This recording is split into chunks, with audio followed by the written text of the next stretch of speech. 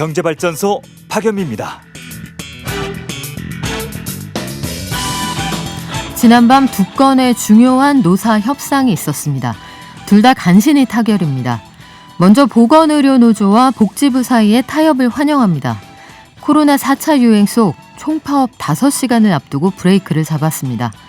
다만 코로나19 대응 의료 인력 기준, 공공의료의 확충안, 간호사 대 환자의 비율 법제화, 교육전담 간호사 확대, 야간 간호료 지원, 이런 핵심 과제는 뒤로 넘겼다는 게 고민거리입니다. 흠쓸라 HMM의 협상 과정은 더 극적입니다. 방송이 시작되기 직전 HMM 노사가 극적으로 단협의 협상에 타결을 보았다, 이런 속보가 들어와 있는데요. 어제 오후부터 밤을 새며 18시간 동안 협상을 하면서 팽팽한 줄다리기를 이어왔습니다. 판이 깨지면 산업계 전반의 파문이 상당히 클 사안이었는데 어찌 되었든 노사 간의 협상 과정을 환영합니다. 앞으로가 문제겠죠? 처우가 나아지는 만큼 국가 경제에도 꼭 기여해 주시기 바랍니다. 9월 2일 목요일 경제발전소, 저는 박연미입니다.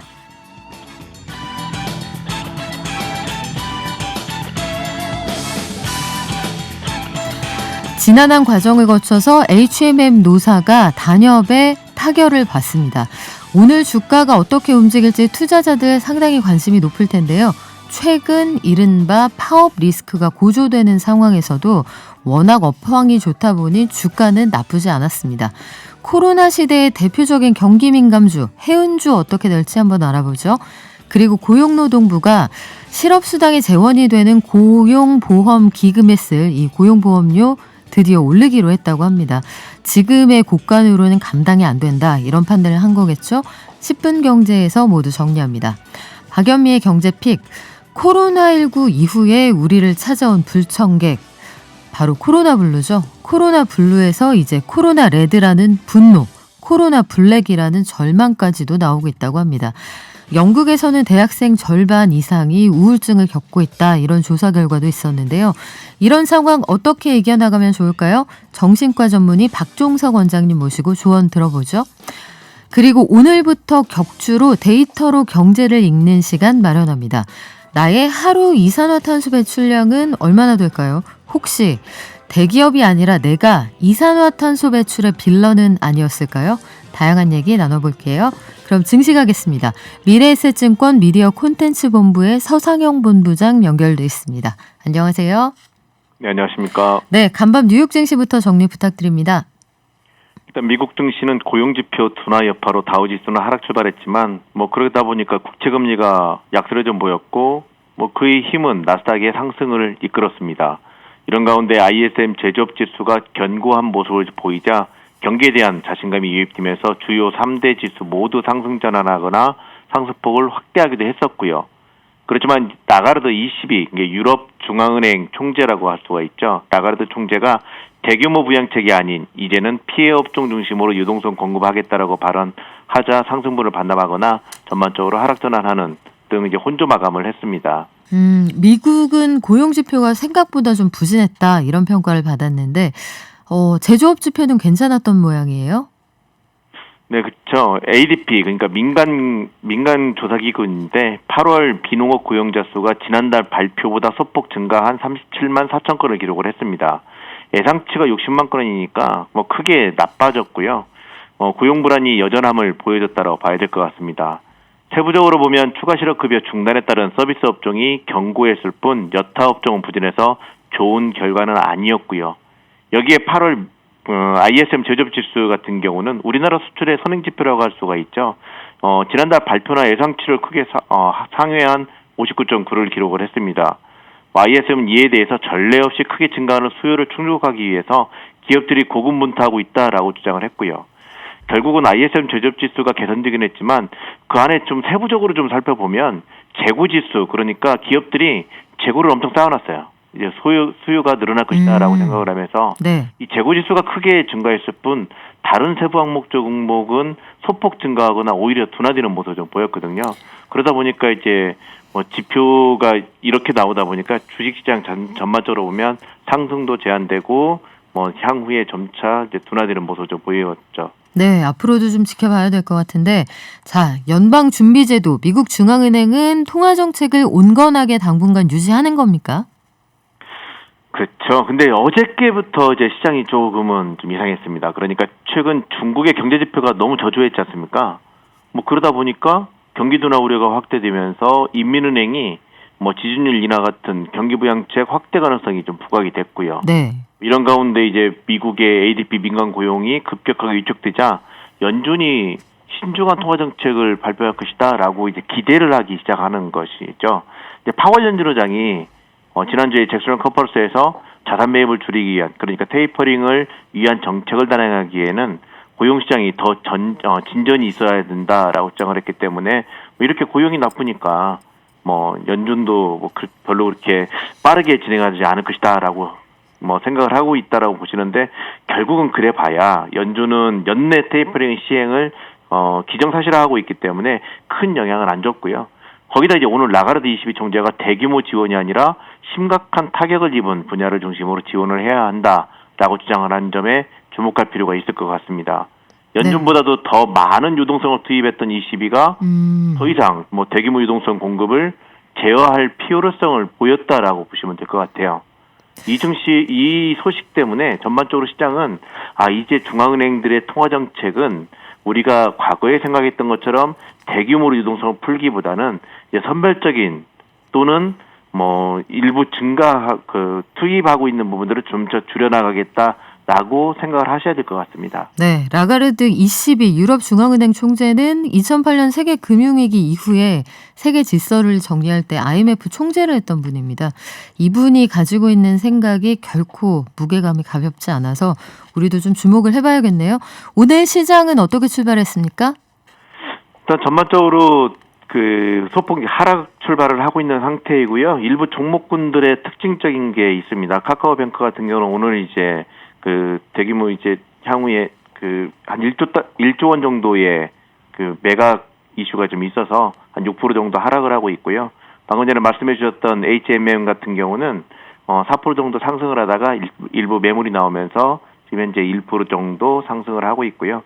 대부분의 종목군 중심으로 해서는 외국인과 기관의 매물이 나오면서 소폭 약세를 좀 보이고 있는 상태입니다. 네, 지금까지 미래에셋증권 미디어 콘텐츠 본부의 서상영 본부장이었습니다. 방송 끝날 때 다시 만나겠습니다. 고맙습니다. 네, 감사합니다. 코로나19 4차 대유행이 계속 이어지고 있는 상황입니다. 이미 모든 시민들이 참 잘하고 계시지만 다시 한번 당부를 드리면 가급적 안전하게 집에서 시간 보내주시고요. 불필요한 이동은 자제해 주시는 게 서로를 위해 좋겠습니다. 반드시 선제검사 받으시는 것도 잊지 마시고요. 우리가 이동하지 않으면 코로나도 이동하지 않는다는 것 기억해 주시기 바랍니다. 방송 중에 샵 0951로 문자 주시면 추첨해서 녹용 선물 세트 드리고요. 짧은 문자 50원, 긴 문자는 100원입니다. 깨어있는 경제발전소. 매일 아침 9시 경제를 이해하는 똑똑한 습관. 경제발전소 박연미입니다. 물건이 넘쳐나는데 배가 없어서 실어 나르질 못한다. 이게 코로나19 이후 전 세계의 산업 동향을 한마디로 간추린 말입니다. 세계 물류업계에서는 우리 물건을 급행료 내도 좋으니 제발 실어만 달라 이런 입장이라고 하는데, 간밤에 우리 마음을 쓸어내리게 하는 소식이 하나 들어와 있죠. H&M, 사실상 거의 유일한 대형 국적 선사인데 그동안 오랜 줄다리기 끝에 오늘 노사가 임단협의 타결을 받습니다.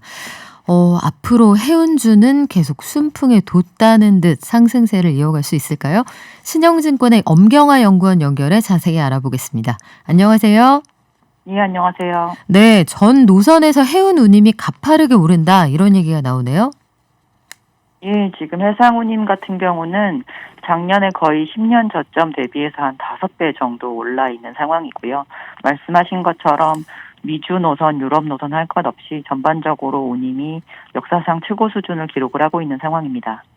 그렇군요. 이게 전 세계적인 물류님이 크게 오르고 있다. 결국은 실어 나를 물건이 많다 이 얘기겠죠? 저희가 단적으로 말씀을 드리면 절대적인 물량이 많은 것도 어느 정도 원인은 되겠지만 교통체증을 많이 불러일으켜서 옛날만큼 선박의 회전율이 그렇게 높지는 않은 상태이고요. 교통체증이요. 전기선, 네. 전기선 성격에 같기 때문에 그 앞에 도착했던 물량들이 빨리빨리 처리되지 않으면 뒤에 따라가는 물량 처리도 같이 늦어지면서 계속적으로 문제가 좀 커지는 그런 편입니다. 그래서 그 전기선의 성격을 가지고 있는 해상 쪽 같은 경우는 교통체증이 운임을 많이 상승시켰다라고 보고 있기 때문에 이 체증이 풀리는 비수기가 되면 어느 정도 조정도 받을 수 있다라고 보고 있는 상태이고요. 이뿐만 아니라 다른 모든 물류 운임들이 코로나19가 유행이 하면서 많이 올라 있는 상황인데요. 전반적으로 각각의 세부적인 원인은 조금씩 다르지만 지금 현재 이런 문제를 일으킨 원천은 결국 코로나19 대유행이라고 보시면 될 것 같습니다. 아, 이미 그 수출하고 싶은 물건도 많기는 하지만 먼저 가 있는 물건들이 항만해서 사람도 적고 누구 하나 코로나 걸렸다고 하면 폐쇄되고 그러다 보니 제때제때 처리가 잘 안 되는 모양이군요. 예, 맞습니다. 우리 국내 최대 국적 선사 HMM 이 파업의 기로에 서 있다가 방금 저희 방송 시작할 때쯤에 타결을 받다 이런 얘기가 나와 있는데 그동안 이 노사 간의 갈등이 상당히 컸어요. 예, 거의 10년 동안 적자였었기 때문에 이 임금 인상이나 이런 부분에 대해서는 당연히 제대로 이루어지지 않았었고요. 특히나 이 코로나19로 인해서 문제가 되면서 이 선상에 있는 직원들이 거의 휴식 기간을 갖지 못하고 계속적으로 승선을 해야 되는 그런 부분이 있었습니다. 그래서 그런 부분에 대한 보상을 좀 정확하게 해달라라는 노사의 요구가 있었고, 합의점을 찾지 못한 채로 계속 지속이 되다가 이제 아까 말씀하신 것처럼 극적으로 타결이 되어서 이제 합의를 봤다라는 뉴스가 아침에 떠 있는 것을 확인할 수 있었습니다. 네, 투자자들이 한때 HMM을 그 한국의 테슬라다, 흠슬라다 이렇게 부르면서 굉장히 사랑했는데 한동안 파업 리스크가 주가에 반영이 됐단 말이죠. 오늘 증시에서는 상승했다가 약간 매물이 나오는 모양인데 앞으로 증시에 어떤 영향 미치게 될까요? 실질적으로 만약에 이제 가정에 불과하지만 HMM이 파업을 진행을 했다라고 한다면 컨테이너 시장 전체적으로는 운임이 오히려 더 오르는 상황이 됐었을 겁니다. 왜냐하면 아까 말씀드린 것처럼 교통체증을 더 많이 불러일으키기 때문인데요. 이제 그렇게 됐을 경우 HMM 같은 경우는 별로 좋지가 않았겠죠. 이제 운송이 제대로 이루어지지 않기 때문에. 근데 그러한 부분은 진행이 되지 않았으므로 이제 산업은 정상적으로 돌아가게 될 것이고요. 저희가 봤을 때 2분기 대비해서 그래서 단기적으로 3분기도 좋은 실적을 낼 수가 있을 겁니다. 지금 현재 3분기가 이 컨테이너 업계의 가장 초성수기에 해당이 되고요. 저희가 이제 내년 1분기에는 다시 비수기로 들어가게 되는데 그래서 연내로는 크게 하락할 리스크는 많지 않는 상태이지만 저희가 이 주식에 투자하는 것 같은 경우는 워낙 선반영을 하는 그런 성격을 가지므로 내년 비수기를 앞두고 어느 정도는 조금 이제 투자하셨던 금액을 빼시는 분들도 있을 것이라고 생각을 하고 있고요. 그런 부분에 있어서 하반기에는 지금까지 투자했던 거를 이제 성과를 좀 거둬들이는 좋은 시기가 될 수 있을 거다라고 보고 있습니다. 아, 그리고 국내에서는 처음으로 한국형 해운선사 동맹이 결성됐다 이런 얘기가 나오는데 왜 국제 해운사들은 머스크하고 우리가 편을 먹었습니다. 얼라이언스가 생겼습니다. 이런 얘기 많았는데 한국에서 우리끼리 이런 협력 체제를 만든 이유는 뭐죠? 일단 원래 그렇게 대륙간을 오가는 원양 노선에 수많은 선사들이 있었는데요. 그런 선사들이 경쟁에서 좀 빠져나오게 되면 보통 저희가 아시아 영내 노선이라고 하는 그런 지역 노선으로 선사들이 이제 흡수가 되는 그런 성향을 보입니다. 그래서 원양 노선에서 경쟁에 밀려서 들어온 선사들이 많기 때문에 이 영내 노선의 경쟁은 엄청 심한데요. 그래서 저희가 해운사들 괜찮은데 왜 중소형 해운사들은 이렇게 빨리빨리 좋아지지 않느냐라는 얘기들을 보통 하실 때 보면 이 원양 노선이 좋아지는 그 이후에 후행적으로 좋아지기 때문인데요. 말씀드렸다시피 경쟁이 너무 치열하기 때문인데 이런 부분을 조금 정상화시키기 위해서 협력 체제를 결성했다라고 보시면 될 것 같습니다. 아, 어차피 물건이 꽉 차지 않는데 과도하게 운임을 깎아주면서 이 빈배의 상태로 여기저기 다 같이 다니지 말고 한 배에 실어주고 이익을 나누자 이런 얘기군요. 네, 쉽게 말하면 그렇게 보시면 될 것 같습니다. 그래요. K 얼라이언스가 출범한다. 마지막으로 여기에 따른 결과를 좀 우리가 예상해 보면 어떻게 될까요? 일단 실효성과 지속 가능성에 대해선 저희는 조금 지켜봐야 될 것으로 생각을 하고 있고요.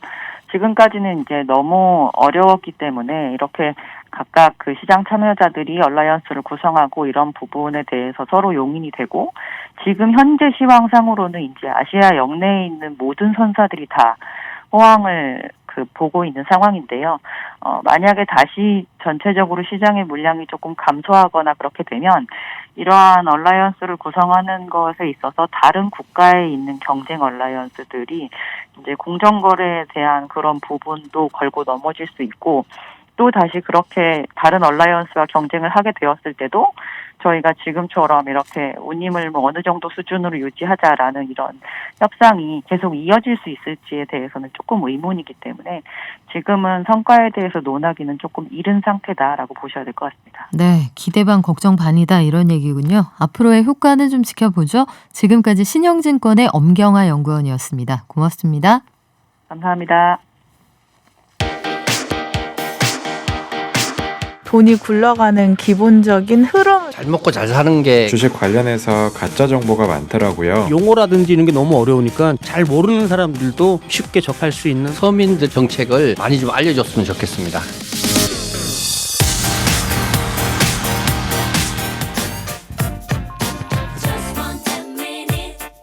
지금 여러분께서는 경제발전소를 듣고 계십니다.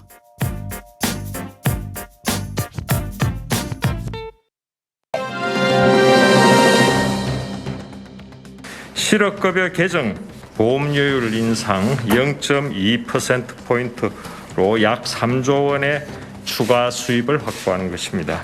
이렇게 되면 고용보험기금은 내년부터 재정 수지가 개선되기 시작했습니다. 나라마다 제도가 다르기 때문에 일괄 비교는 곤란하다라는 말씀을 드리고요.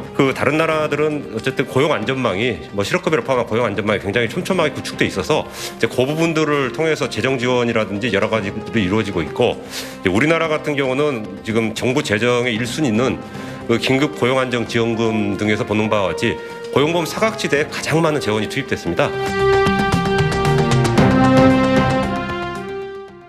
네, 최근 들어서 코로나19 환자가 늘어나면서 건강보험료는 이미 올랐습니다. 일명 코로나 분담금이 월급 명세서에 잘 보시면 이미 반영이 돼 있는 상황인데, 고용보험기금에 재원이 되는 고용보험료도 약간 올라갈 것 같습니다.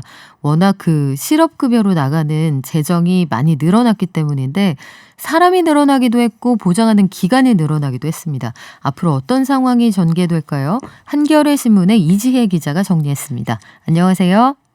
안녕하세요. 네, 고용노동부가 어제 고용보험 보험료율 올린다, 더 받아간다 이런 계획을 발표를 했네요.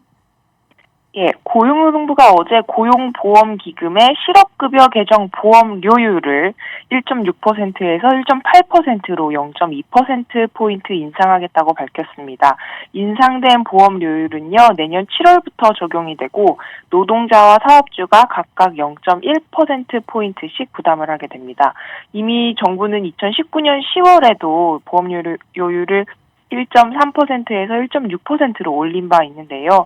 내년 7월부터 요율이 또 오르게 되면 2년 9개월 만에 또 인상하게 되는 겁니다. 이번 인상 조치는 고용보험기금이 고갈 위기에 놓여있기 때문인데요. 고용보험은 지난 2018년 적자로 전환이 된 뒤에 적자폭이 매년 확대가 되어 왔습니다. 실업급여 수급자 수도 매해 가파르게 늘었고, 그런데다가 코로나까지 겹치면서 지난해에는 178만 명까지 치솟았습니다. 그래서 정부는 이번 보험료율 인상으로 연간 1조 5천억 원을 추가로 걷게 될 것으로 보고 있습니다. 노사가 고용보험료를 더 내는 만큼 정부도 부담을 하는데요. 네. 내년 재정하고 공공자금 관리기금 예수금으로 2조 6천억 원을 투입하기로 했고요.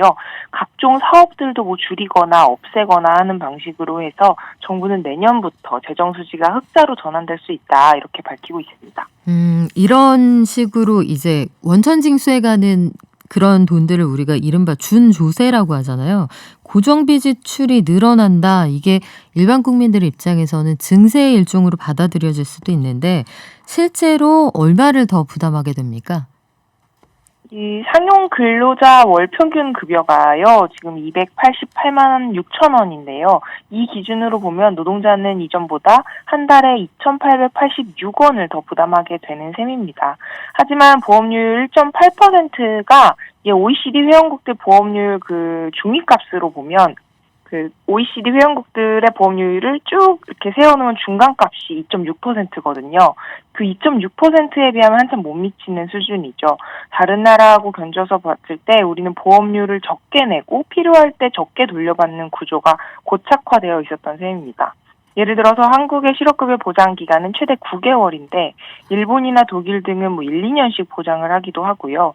우리나라는 자발적으로 이직을 할 경우에는 아무리 재직 중에 고용보험료를 냈더라도 실업급여를 받지 못하는데 네. 많은 선진국에서는 자발적 이직자에 대해서도 유예기간을 두고 실업급여를 지급한다는 점도 참고해야 합니다. 그러니까 더 내고 더 받아간다 이런 얘기군요. 역시 세상에 싸고 좋은 건 없는 것 같아요. 여러 가지 고민이 되는 부분인데 이번에는 공공기관에 대한 얘기 한번 해볼까요? 기획재정부가 공공기관에 대한 경영평가 개편안을 내놨다고요? 예, 공공기관 경영평가는요, 매년 교수, 회계사, 변호사 등으로 구성된 평가단이 공기업하고 준정부기관의 경영관리, 주요 사업 실적을 평가하는 제도입니다. 이 등급에 따라서 그 직원들 성과급은 물론이고 공공기관장의 해임까지 결정이 될 수도 있기 때문에 공공기관에게는 아주 중요한 이벤트입니다. 지난 6월에 이미 뉴스를 보셨을 텐데 2020년도 공공기관 경영평가 결과에 오류가 있었다는 사실이 드러났었죠. 점수 산정 과정에서 실수가 발생해서 결국 10개 기관의 평가 등급을 무더기로 번복하고 사과를 했었고요.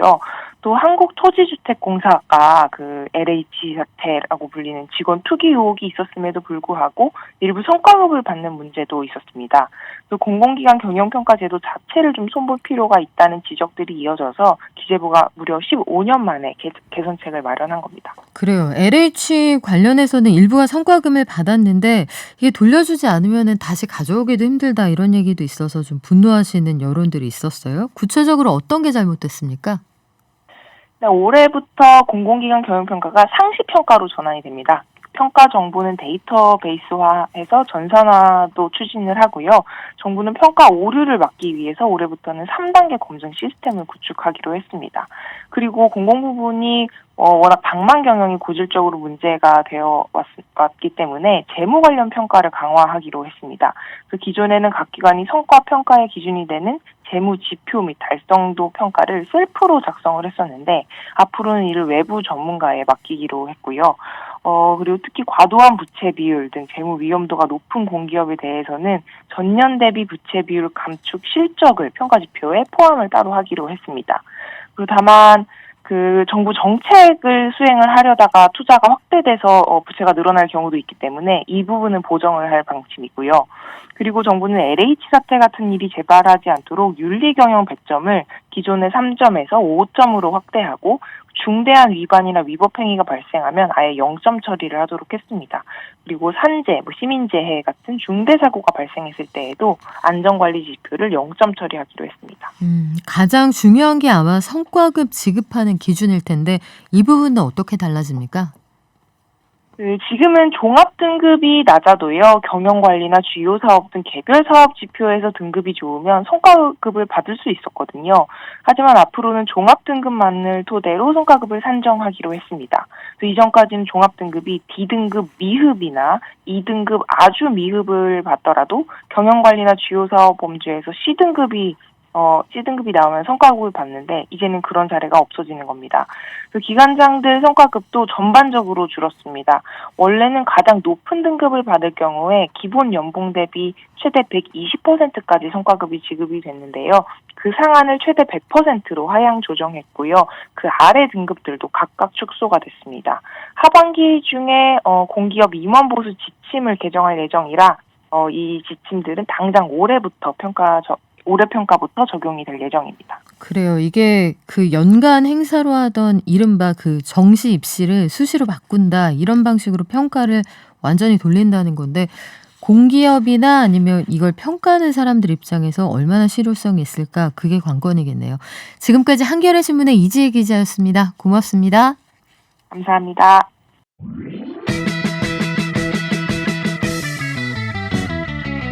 발빠른 경제발전소. 경제발전소 박연미입니다에서는 여러분의 소중한 의견을 받고 있습니다. 짧은 문자 50원, 긴 문자 사진 문자 100원, 샵 0951 또는 TBS 앱을 통해 받습니다.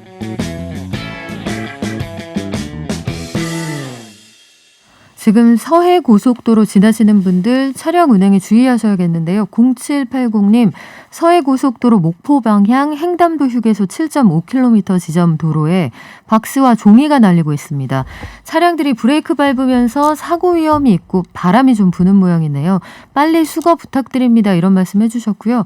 8884님, 동탄 의왕간 고속도로 북오산 나들목부터 서오산 분기점까지 차량이 많습니다. 추돌 위험이 있으니 주의해서 가시기 바랍니다. 이런 얘기 해주셨는데요.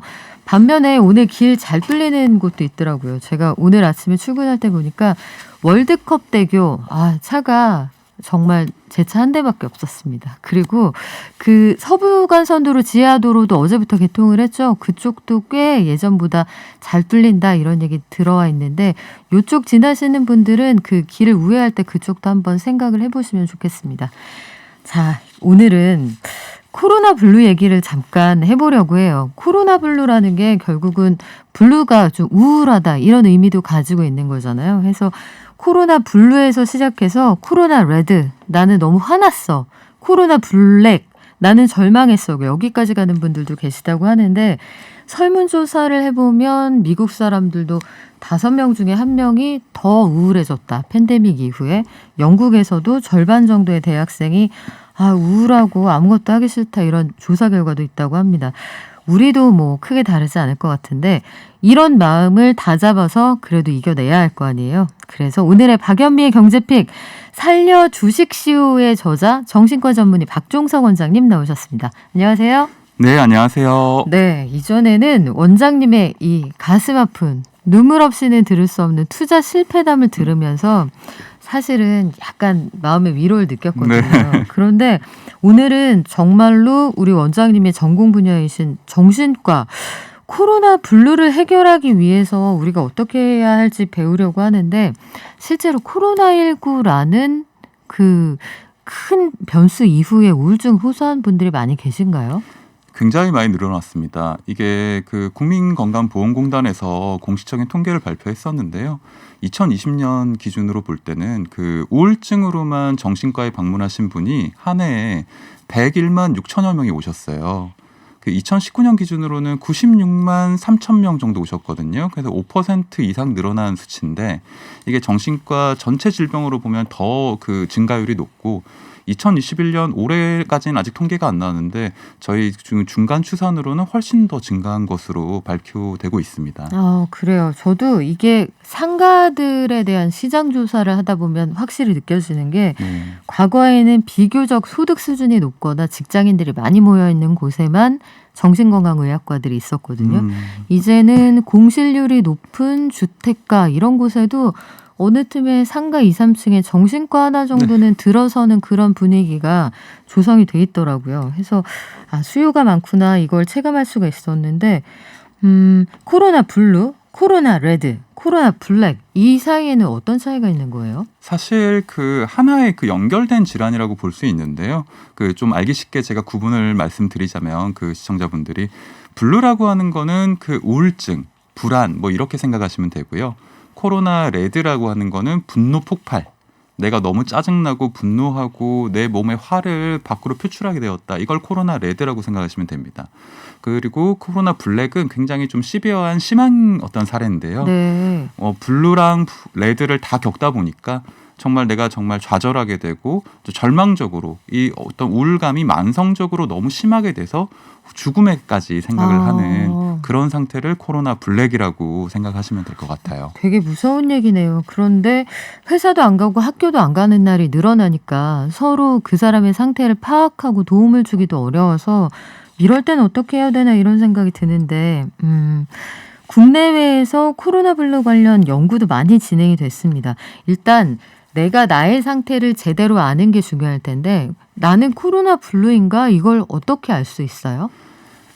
사실 요새 저는 그렇게 생각해요. 최근 정부에서 코로나 이 장기화 사태에 대해서 많은 노력을 하고 있지만 특히 국민들의 정신건강 관련 분야에서는 굉장히 좀 애를 쓰고 있다고 저는 정신과 의사의 한 사람으로서 생각을 하고 있거든요.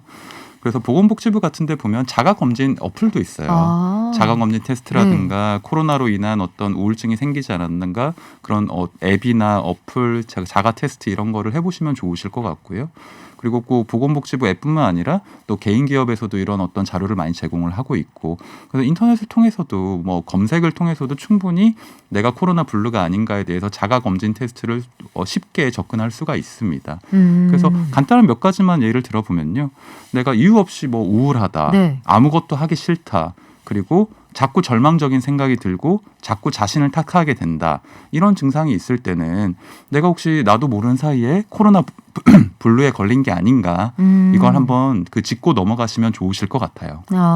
난 옛날에도 늘 그랬어. 이렇게 하지 마시고요. 한번 객관적으로 생각을 해보시면 저는 주변에 요새 그런 분들이 많더라고요. 애니메이션 인사이드 아웃 보면은 기쁨이 슬픔이 화냄이 까칠이가 나오잖아요. 여기에서 요새 기쁨이가 없는 채로 지내는 사람들이 참 많구나.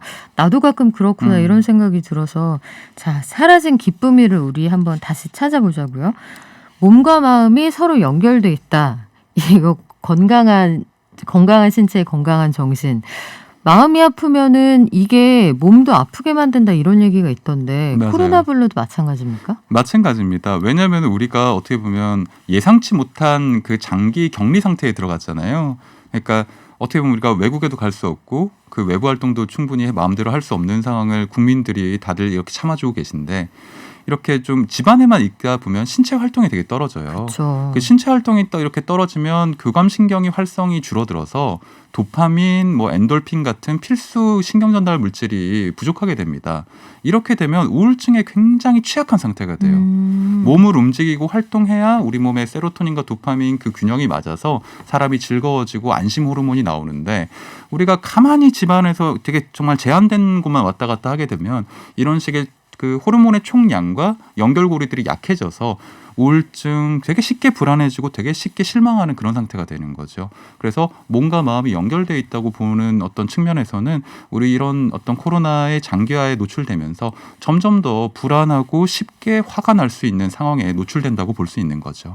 그러면 내가 불안하고 쉽게 화가 난다 하면 이게 몸에도 증상을 나타나게 만드나요? 그렇죠. 예컨대 어떤 증상이 나와요? 사실 우리 뇌에 뇌와 몸을 연결하는 기관 중에 하나가 뇌하수체 뇌하수체 축이라는 것이 있어요.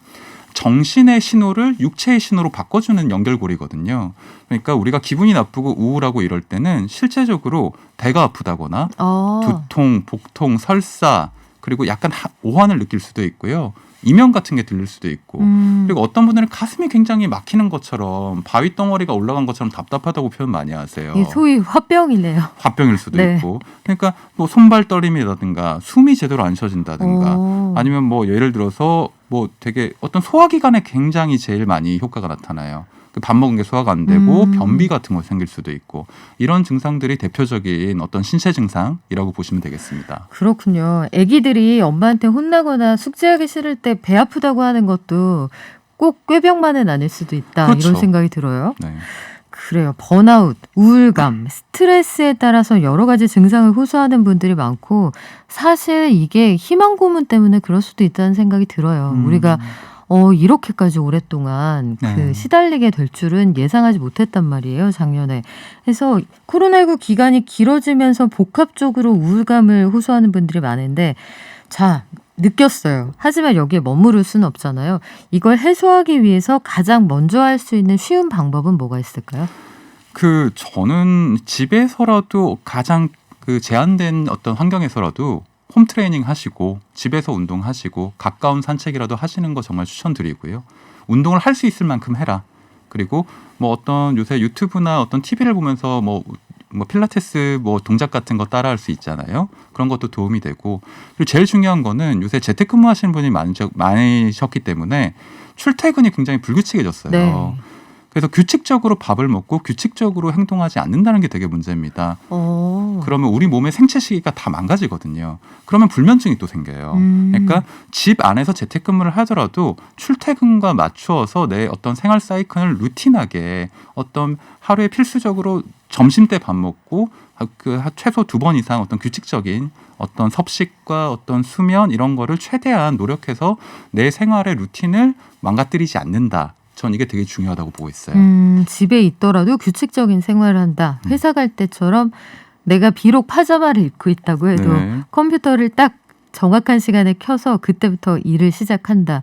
그래요. 이거는 우리가 당장 시작해 볼 수 있는 것 같은데 병원에 도움의 손길을 요청할 필요도 있을 것 같아요. 지금 보면 우울하다는 분들이 정말 많이 계시기도 하고 사실 약간 이제 연배가 있으신 분들은 저는 회식 금단 현상이 너무 심합니다. 맞아요. 사람들하고 어울려서 웃고 이야기하고 그게 삶의 낙인데 그게 안 돼요. 특히 히트리즈님. 정말 우울해지는 것 같습니다. 아침 8시에 창문 열어서 맑은 공기로 환기해야지 했는데 담배 연기가 올라와서 바로 닫았고요. 아파트 관리사무소에 얘기해도 소용이 없어요. 유유하셨는데 아마 절대 그러면 안 되지만 그 주민도 아마 여러 가지 답답한 마음을 느끼지 않았을까 싶은데 집에서 절대 안 됩니다. 공공주택에서 담배 태우시는 것들을 절대 주의하셔야 되고요. 이걸 물어봐 주시네요. 본인이 이제 우울증 약을 처방을 받으신 모양이에요. 그런데 그걸 먹으면 너무 무기력하고 잠이 와서 이거를 먹어야 될지 안 먹어야 될지 모르겠습니다. 우울증 약은 수면제인가요? 이거 물어보시네요. 우울증 약은 대부분은 세로토닌 그 제흡수 차단제라고 해서 수면제랑은 좀 다릅니다. 그래서 아마 섞어주셨을 수도 있다는 생각이 드는데요. 정신과 약이 사실 많은 분들이 되게 두려움을 갖고 있어요. 네. 정신과 약 오래 먹으면 이상하게 되는 거 아니냐. 영화를 많이 봐서 그래요. 네, 의존성 때문에 평생 먹어야 되는 거 아니냐. 근데 우리가 뭐 과거에 70년대, 80년대는 그 정도였는데요. 지금 정신과 어떤 분야, 약물 이런 것도 굉장히 많이 발전을 했고, 그리고 사실 정신과 의사도 그렇고 여기 정부도 그렇고 이게 국민들의 가장 큰 걱정이 정신과에 대한 문턱이 많이 높다는 거예요. 정신과 내가 가기 싫어하고 조금 약간 꺼려지는 걸 사실 이해하거든요.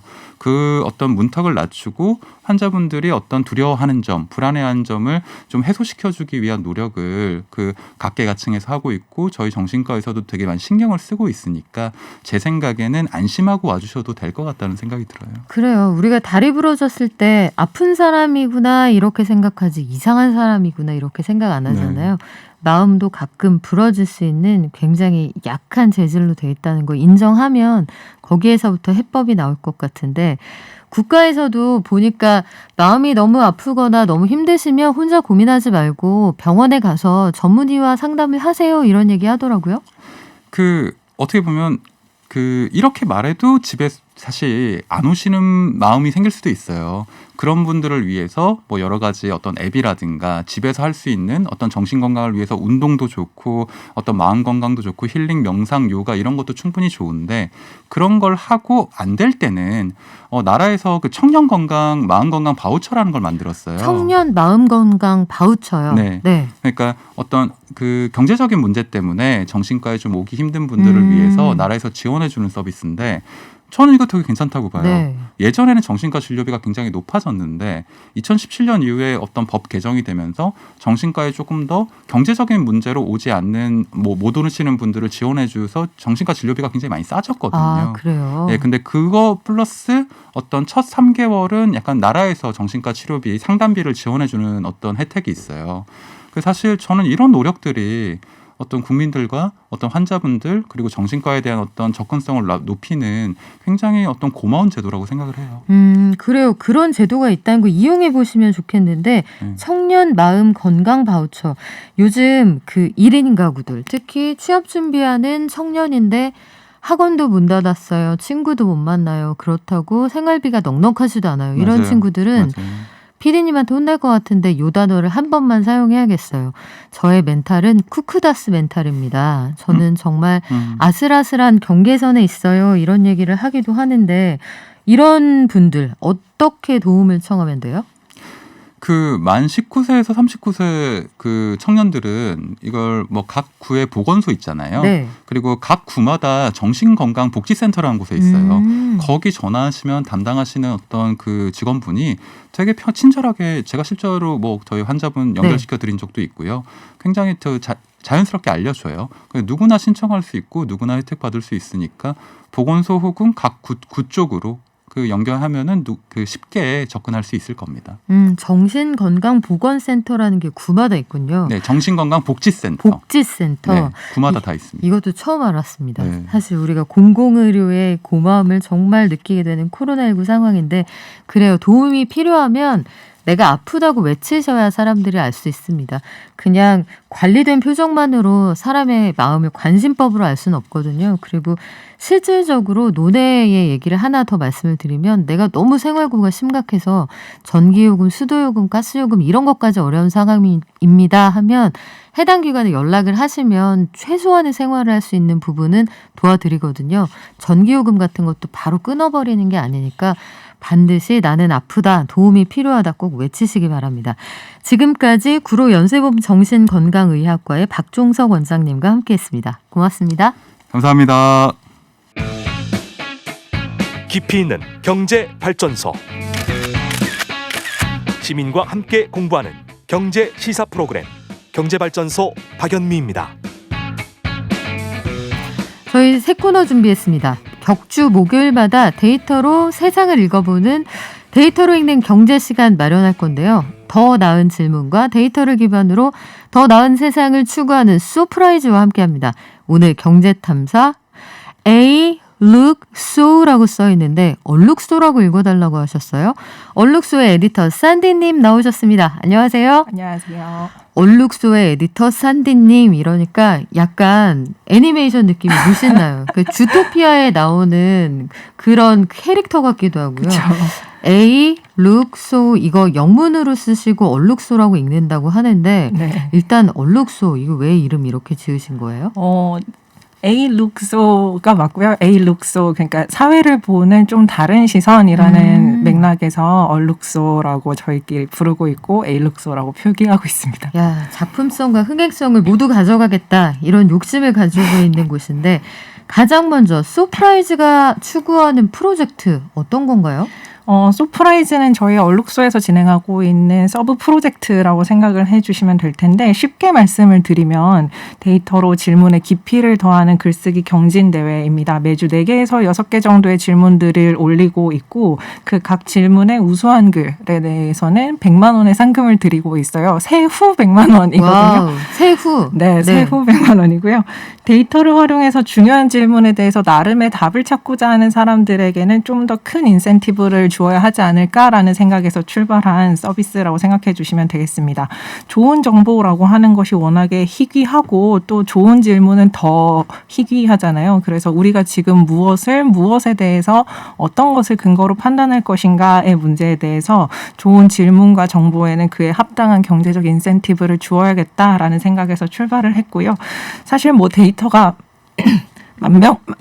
죄송합니다. 네. 데이터가 만병통치약은 사실 아니지만 데이터가 좋은 출발점이 될 수는 있을 거라고 생각을 했어요. 그래서 소프라이즈는 데이터 기반의 글쓰기 생태계를 만들어 보자라는 취지에서 출발한 프로젝트입니다. 그래요. 사회를 일단 진단한다. 혈압을 재고 네. 체온을 잰다. 그래야 그렇죠. 진단이 나오고 네. 처방이 나올 거 아니에요. 지금 맞습니다. 우리 사회의 혈압이 저혈압인가 정상인가 고혈압인가 이거부터 재고 시작한다는 건데 이 말이 참 와닿네요. 좋은 정보는 희귀하고 좋은 질문은 더 희귀하다. 저도 좋은 질문을 하고 있는지 한번 자성하게 되는 그런 시점입니다. 오늘 어떤 질문부터 해볼까요? 오늘은 기후위기에 대해서 이야기를 해보면 어떨까라고 생각을 했습니다. 지난달이 되었죠. 이제 8월 9일에 IPCC에서 6차 보고서가 발표가 되었는데 한국을 비롯한 세계 각국의 탄소 배출에 대한 경각심이 매우 높아져 있는 상태죠. 그래서 IPCC가 어떤 곳인가 하면 기후위기에 관한 과학적인 평가를 위해서 1988년도에 설립된 유엔 산하기구 기구입니다. 세계 각국이 기후위기와 관련된 정책들을 설계할 때 사용할 수 있는 과학적인 정보들을 체계적으로 제공해주고 있는 기구인데요. 마침 그렇지 않아도 전 세계가 홍수와 폭염의 산불에 인간이 정말 힘쓸 수 없는 그런 자연재난을 겪던 와중에 이 보고서가 발표가 되면서 세계 각국의 위기의식이 정말 극도로 최고조에 달하고 있는 상황이라고 생각하시면 되겠습니다. 이번 IPCC 보고서가 특히나 조금 이제 눈에 띄었던 점은 이전에는 IPCC가 폭염이나 집중호우 같은 극단적인 기상현상이 기후변화 탓이다라고 이야기하는 것을 좀 꺼렸어요. 근데 이번 6차 보고서에서는 자연재난이 기후변화 없이는 불가능했을 거라고 확신한다라고 밝히면서 기후위기가 인간이 초래한 재난이다. 그리고 이게 우리 사회에 굉장히 큰 중요한 문제로 부각되고 있는 상황이다라고 진단하고 있습니다. 그래요. 과거에는 아마 기후변화 탓이라고 어림잡아 짐작이 되어도 사회 경제적으로 미칠 파장이나 뭐 이런 것들 두루 고려해서 성명의 형태로 내기는 쉽지 않았을 거다 이런 생각이 드는데 기후위기에 대한 경각심이 지금처럼 그 현실적으로 와닿은 적이 없어요. 사실 서유럽의 독일 같은 나라들이 뭐 대홍수를 겪지를 않나, 러시아 같이 추운 쪽에 있는 나라가 자연발화 환불로 이렇게 고생을 하질 않나 이런 걸 보면 정말로 그런데 뉴스로 우리가 그런 상황들을 소비하고 있지만 정작 나는 잘하고 있나 그런 고민이 될 때가 있거든요. 아 저거 심각해. 친환경으로 바꿔야 돼 하면서 막상 우리 집 창고에 보면은 갖다 버릴 재활용 쓰레기가 이만큼 있단 말이죠. 맞아요. 개인들이 환경의 빌런이 되지 않으려면 어떻게 해야 돼요? 사실 전문가들도 기후위기에 제대로 대응을 하려면 정부 정책 못지않게 중요한 게 개개인의 실천이다라고 이야기를 하잖아요. 우리 생활에서 알게 모르게 배출하고 있는 탄소량이 정말 많은데 식생활이 가장 대표적입니다. 육식을 하게 되다 보니 이제 전 세계에 있는 소가 15억 마리 정도가 되는데 이 15억 마리의 소에서 배출되고 있는 온실가스 배출량이 그냥 일반 교통수단에서 발생하고 있는 것보다 더 많다고 해요. 그리고 매일 마시고 있는 카페라떼 같은 한 잔 정도 마시게 되면 탄소 배출량이 0.55kg 정도가 배출되는 저도 마찬가지로 매일같이 빌런이 되고 있는데 패션 산업도 빼놓을 수가 없죠. 유행에 따라서 의류를 생산하고 폐기하고 하는 과정에서 세계 섬유 산업이 발생시키고 있는 온실가스 배출량이 연간 12톤 정도라고 합니다. 그래서 청취자분들께서는 이렇게 되면 그러면 나는 도대체 얼마나 많은 양의 탄소를 배출시키고 있을까가 궁금하실 수밖에 없을 것 같아요. 그래서 소프라이즈에서는 저희가 그렇지 않아도 내가 기후변화에 미치는 영향을 측정해 볼 수 있을까요? 라는 질문을 냈었거든요. 여기에 대해서 답변이 들어왔는데 자기 하루 일과의 탄소 발자국을 전부 다 이제 일기처럼 써주신 분이 계셨어요. 그 결과 자신이 하루에 배출하고 있는 탄소 배출량이 9.99톤이다라고 작성해 주셨습니다. 자기 혼자 하루에 개인이 집에서 10톤에 가까운 탄소를 배출한다고요? 그렇죠. 근데 이분 같은 경우에는 음식과 커피, 의류, 자동차, 스마트폰이나 노트북 같은 걸 구매하고 또 사용하고 핸드폰 충전하고 음악 듣고 뭐 양치하고 빨래하고 하는 것들을 전부 다 일일이 카운트를 해주신 거기는 합니다.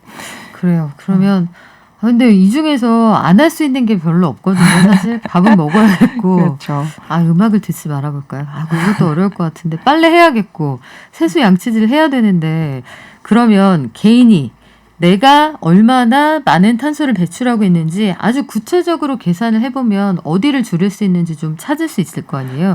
요거는 어떤 지표를 기준으로 알 수 있습니까? 사실 개인의 탄소 소비량을 계산하는 거는 결코 쉽지는 않은 작업이에요. 예를 들어서 건축, 내가 어디에서 산다 또는 어느 회사로 들어간다, 오피스로 들어간다라고 했을 때 그 건물을 짓는 데 들어가는 탄소 배출량 이런 것들은 저희가 또 알기가 어렵죠. 그래서 생산 과정에서 발생하고 있는 탄소량 이 정확하게 보고가 되고 있지 않은 것들이 또 굉장히 많습니다. 그래서 개인의 탄소 다이어리를 쓰는 것은 좀 어려운 면이 좀 크고요. 계산 방법도 좀 문제가 되는데 유통 과정은 그러면 어떻게 카운트를 할 것인가, 그리고 감가상각되는 경우는 일할 계산할 것인가, 뭐 이런 것들이 문제가 되는 거죠. 이거 복잡한데요. 그러면 그 보다 정확한 기준 이런 것들은 어디서 찾을 수 있어요? 좀 더 정확한 값이라고 하는 것은 사실 정책 단위에서 판단을 하게 되면 한 국가에서 발생하는 연간 탄소 발생량을 인구 수로 나눠서 계산을 하게 됩니다. 1인당 탄소 배출량이라고 하게 되는데요. 이번 IPCC도 마찬가지고 그냥 세계 국제기구들에서 계산을 하게 될 때 이런 1인당 탄소 배출량을 사용한다고 생각해 주시면 되겠습니다. 이게 각국의 탄소 배출량 감축 목표를 설정할 때도 이 값을 사용하게 되는데요. 탄소 소비량 같은 경우에는 무역에서 거래하는 과정에서 발생하는 탄소량들까지 계산을 하게 되다 보니까 좀 복잡해서 1인당 탄소 배출량이라고 그 국가 안에서 생산된 탄소들에 대해서만 카운트를 하게 되는 것이죠. 탄소 소비량까지 가면은 일이 진짜 복잡해지네요. 내가 사용하고 있는 지금 이 공책이 배 타고 왔어. 그런데 이 배가 그 기존의 경유기름, 그 무거운 기름을 넣어온 그런 탄소 배출량이 많은 고기름배를 탄 거야? 아니면 LNG 배를 타고 온 거야? 이런 것까지 따진다는 건데. 네. 자, 우리나라 기준의 1인당 탄소 배출량 어느 정도입니까?